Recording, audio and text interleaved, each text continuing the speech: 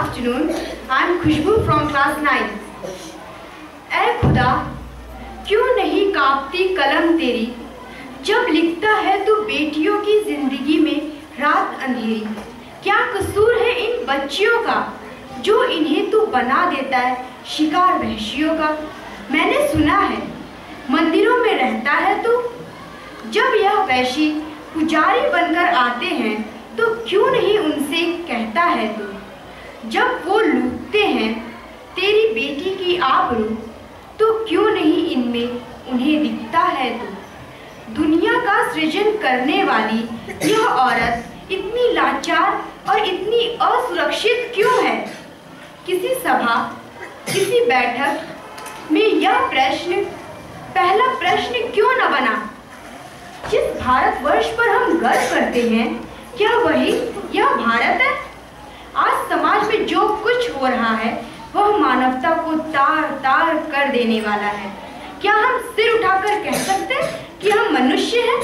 अरे, जब हम में और जानवरों में कोई अंतर ही नहीं, तो हम मनुष्य कहलाने के हकदार कैसे हुए। आज समाज में लड़कियां असुरक्षित क्यों होती जा रही हैं। एक तरह से उनका कारण वे स्वयं ही हैं, क्योंकि इन सब अत्याचारों का विरोध इन्होंने पहले ही किया होता तो आज यह सब देखने को ना मिलता। इसीलिए आज उन्हें मारपीट, बुरी नज़र से देखना, ताने, गाली गलौज, बलात्कार और उन्हें अगवा कर बेच देना आदि जैसी कठिनाइयों को सहना पड़ता है।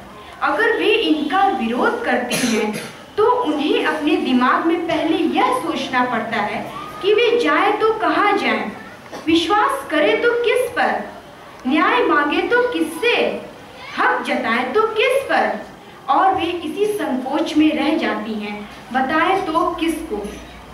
अगर वे बताएं तो उनके अंदर ये हिम्मत ही नहीं उठती और वे इस डर के साए में जीती हैं, जिससे वो आत्महत्या कर लेती हैं।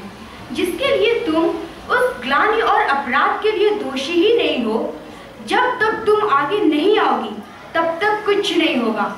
तोड़ दो उन रीति रिवाजों को जो तुम्हें इंसाफ ना दिला सके, जो तुम्हें समाज में केवल उपभोग की वस्तु माने। जिस देश की प्रशंसा पूरा विश्व करता है, वहां पर स्त्रियों को पुरुषों के बराबर के हक नहीं मिल पाता। लड़कियों के पहनावे को नहीं, पहले अपनी सोच को बदलिए।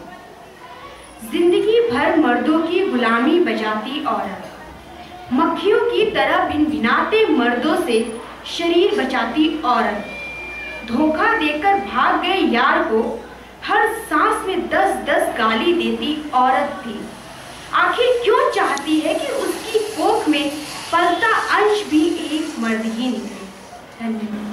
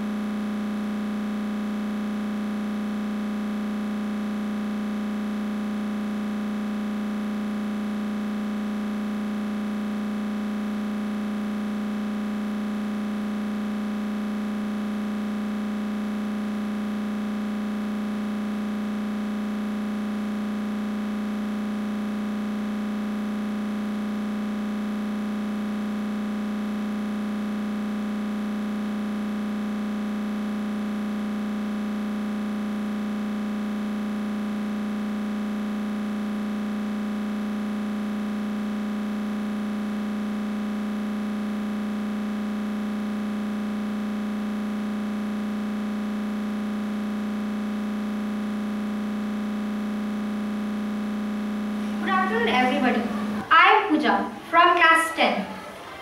घोर चिंता का विषय दुष्कर्म बढ़ता जा रहा, बात गैरों की नहीं अपनों का डर सता रहा।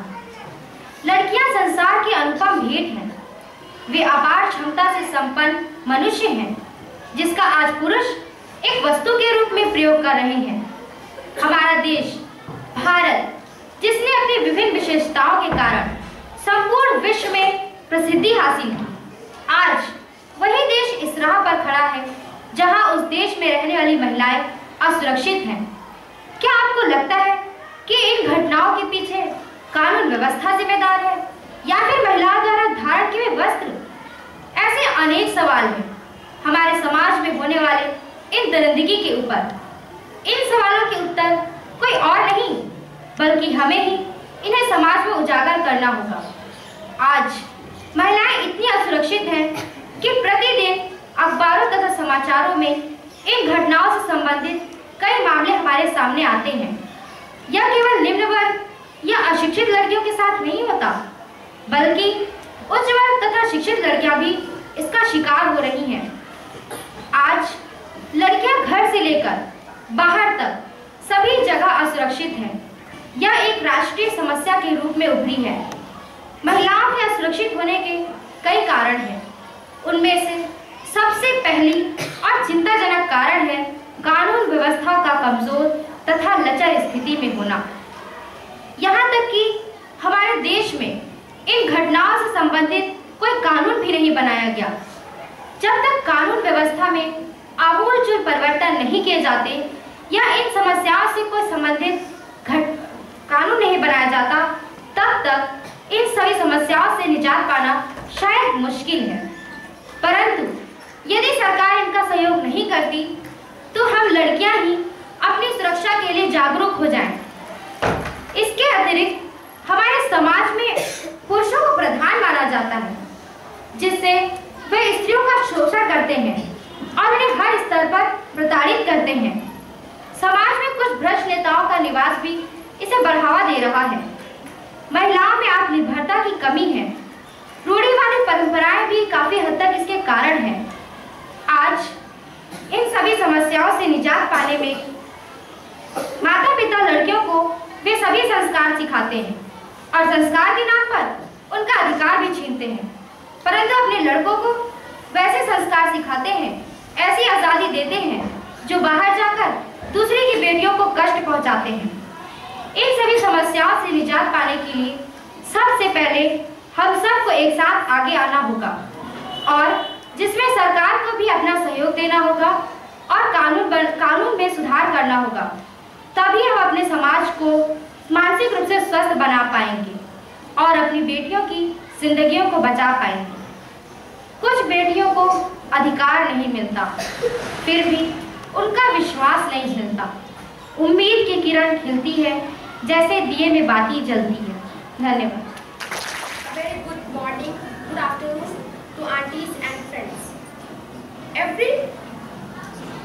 Even today, after so much of development in India, people yearn for a male child in order to carry the family name forward and getting support in their heydays. Female child is considered to the someone else's belonging as she has to get married and go to her in-laws' house. Though law of the land provided equal rights to a female and male child. All regards, parental hair is always a male sign at home. The best facilities, be it education, food, clothes, leisure, entertainment or freedom, are for boys. A female child is always made to feel secondary to her brother and probably unwanted too. When a girl is young, she is guided by her father. When she is older, she is guided by her husband. When she is very older, she is guided by her son.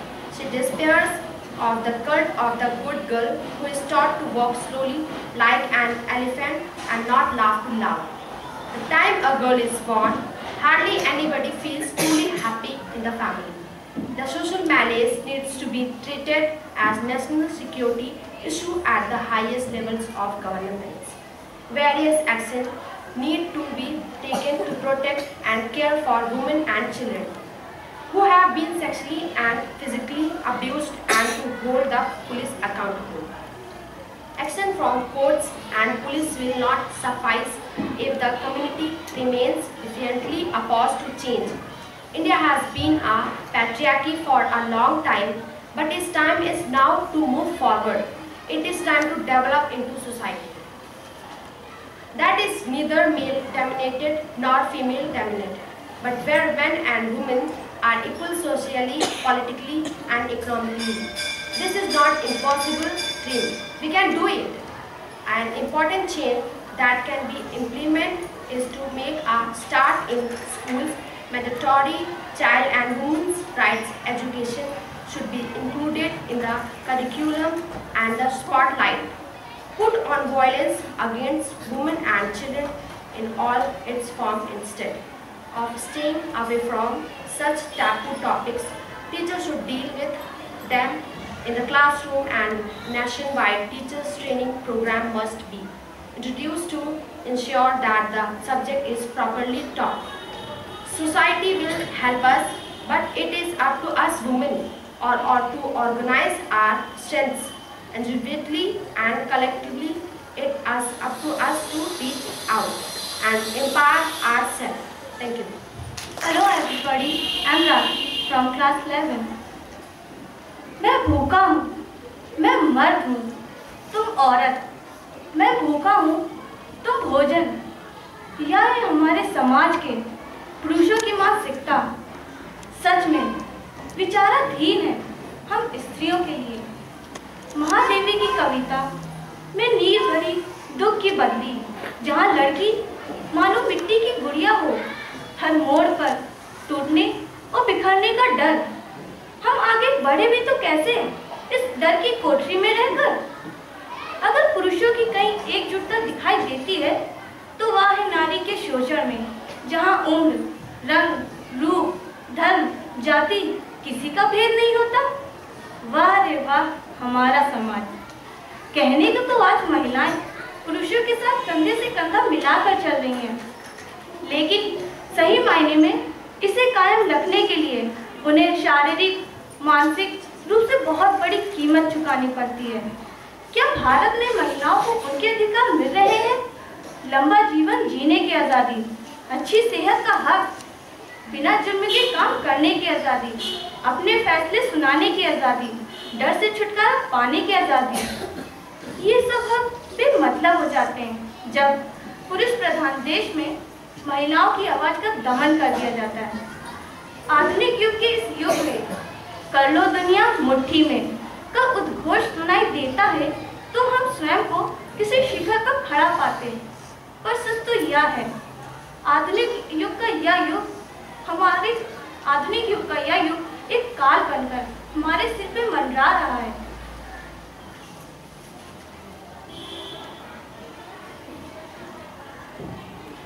हमें इस काले बादल को हटाने के लिए रूढ़िवादी संस्कार को हटाना पड़ेगा।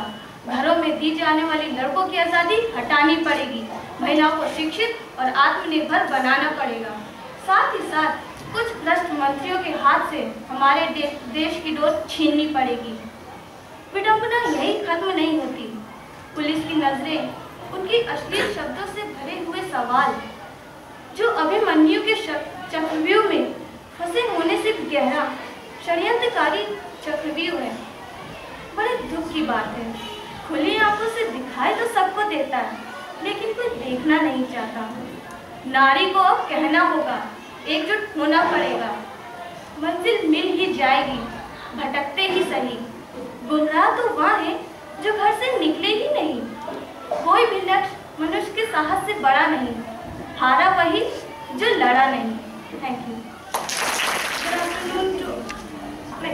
Good afternoon to all the teachers and my dear friends. As a thriving country, India is taking huge steps towards becoming a world-class country. But the safety of its residents, especially women, remain a concern. According to surveys, India ranks among top 5 positions unsafe places for women in the world. Is it the deep-rooted psyche of male-dominated society, the lack of education or morals? Is it the socio-economic diversity, or perhaps it's all of them? Where is the respect for women in society? Though we are in 21st century, women still are vulnerable to the torture for women. It seems being born as women is a curse this country.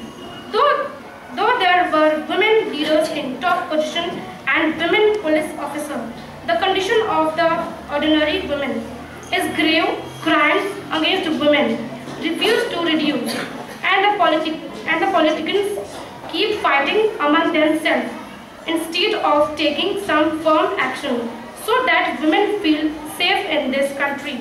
It's not enough to have a law. The implementation needs to resource well enough for it work. The biggest hope for change lies with future generations. Let's treat sons and daughters in this same home with equal love, fairness, teach brother to respect and honor their sister, and raise our sons to believe that women are equal to men in all respects. This is a fundamental shift that has to save the next generation of women. This crucial responsibility has been entrusted to the parents of sons. Bring up your girl child with care, make her self-reliant. Self-reliance will come with education, and self-reliance is power. If you do this, your girl children will respect you more and will care for you for life. Thank you. Good afternoon everyone. I am Shweta Bajpayee from class 12. नारी तुम केवल श्रद्धा हो जग के सुंदर आंगन में, पीयूष स्रोत सी बहा करो जीवन के सुंदर समतल में। नारी नाम है सम्मान का, या समाज ने कोई ढोंग रचा है। बेटी नाम है दुलार का, या समाज के लिए कोई सजा है। पत्नी किसी पुरुष की सगी है, या यह रिश्ता भी एक ठगी है। माँ ममता की परिभाषा है, या होना इसकी भी एक निराशा है। नारी नाम है स्वाभिमान का, या इसका हर रिश्ता है अपमान का। कहते हैं यहाँ सबको अपनी जिंदगी स्वतंत्रता पूर्वक जीने का हक है, पर क्या यह बात सच है? क्या हर व्यक्ति अपनी जिंदगी स्वतंत्रता पूर्वक जी रहा है? नहीं, पुरुष शायद ही जी रहा हो, पर महिलाओं ने तो कभी अपनी जिंदगी स्वतंत्रता पूर्वक जी ही नहीं। उसे तो सिर्फ एक ही शब्द से नवाजा गया है कि वह नारी है, और नारी ही देश का भविष्य उजागर करेगी। लेकिन औरत ने कभी अपनी जिंदगी अपनी मर्जी से नहीं जी। उसे तो सिर्फ एक वस्तु समझकर कठपुतली की तरह इस्तेमाल किया जाता है। घर पर पति द्वारा, बाहर छेड़छाड़, बलात्कार, इन सभी परेशानियों से उसे जूझना पड़ता है। फिर भी उसे ही गलत साबित कर दिया जाता है। कहने को तो हम नारी आधी दुनिया है, पर क्या कभी आधा घर भी हमारा हुआ है? जन्म लेते ही दिखाई दिया पिता और भाई का अधिकार, होता रहा नारी के हर फैसले का प्रतिकार। शादी के बाद सहा पति, देवर और ससुर का तिरस्कार। जीवन का ऐसा कौन सा पल है जो नारी ने अपनी मर्जी से जिया? सारे हक, सारे वजूद, सारे फैसले सिर्फ और सिर्फ पुरुष ने ही तो लिया। फिर क्यों कहते हैं कि हम नारी आधी दुनिया है? अपराधी तो अपराध करते ही हैं, लेकिन जो इन अपराधों को बिना आवाज उठाए सहती है, वह नारी भी अपराधी है। पति अगर मारता है तो सास कहती है कि आवाज बाहर न जाने पाए, और माँ कहेगी कि जैसा भी है तेरा पति है। इस तरह महिलाएं ही महिलाओं की असुरक्षा का एक बड़ा कारण है। लेकिन अब हमें अपने अधिकारों के प्रति जागृत ही नहीं, बल्कि अपने अधिकारों के प्रति सचेत भी होना होगा। हम नारियों को संगठित होकर एक सवेरा बनकर प्रस्तुत करने का समय आ गया है। सूरज के उगने से जो दो हाथ पूजा करने के लिए उठते हैं, रात के अंधेरे में वही हाथ दुष्कर्म करने से नहीं डरते। वर्षों से चला आ रहा रिवाज का ताना बाना, जिसके नीचे पड़ा हर औरत को दब जाना। पति, देवर, ससुर, जेठ, हर एक के मत्थे चढ़ गई बनकर तुच्छ भेंट। आजादी क्या है उसने अब तक न जाना, दबाया गया उसे बनाकर अनेक बहाना। बदलता गया दौर, घूमती गई घड़ी की सुई, पुरुषों का रहा वही रवैया, रही उनकी आत्मा सोई। कोई तो आगे आकर आवाज उठाओ, बस अब और नहीं सहेंगे, चलकर उन्हें बताओ।